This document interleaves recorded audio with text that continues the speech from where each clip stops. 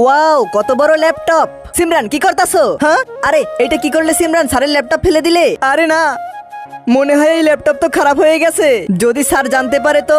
সিমরান না, কই দেখি তো। সিমরান, এটা ঠিক করতে তো অনেক টাকা লাগবে। আইডিয়া, চলো আমার সাথে, আমরা সবাই টাকা জমা করে এটাকে ঠিক করে নেই, আর স্যার আসার আগে এটা ওখানেই রেখে দেব। আমার কাছে এইটাই আছে, আর আমার কাছে এটা। আমার কাছে তো বেশি নেই, এখানে তো কম মনে হইতাছে। বাচ্চারা, এই নাও, এটা আমার পক্ষ থেকে।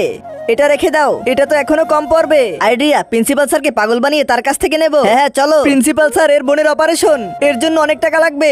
আমার কোন বোন? কি? হ্যাঁ, আমার ছোট বোন আছে না, ওর জন্য। আচ্ছা দাঁড়াও, দিতাছি। এই নাও, যদি বেঁচে যায় তাহলে নিয়ে আসো। কিপটা, এই ল্যাপটপ ঠিক করতে হবে, এতে তো 20,000 লাগবে। আজকে দেখবো কয়জন মুসলিম ভাই বোনেরা এই ছবিটাকে ভালোবেসে একটি লাইক আর একটি সাবস্ক্রাইব করে। আর যারা ভালোবাসো না তারা এই ভিডিও থেকে দূরে থাকো, আর কমেন্টে আল্লাহু আকবার লিখে যাও। ভাইয়া, আপনি এটা রেখে দেন। ঠিক আছে, তাড়াতাড়ি রেখে দেই, ছাড় আসার আগে। বেঁচে গেছি। হ্যাঁ, আমার ল্যাপটপ তো 4 মাস থেকে খারাপ হয়েছিল, এটা চালু কি করে হলো?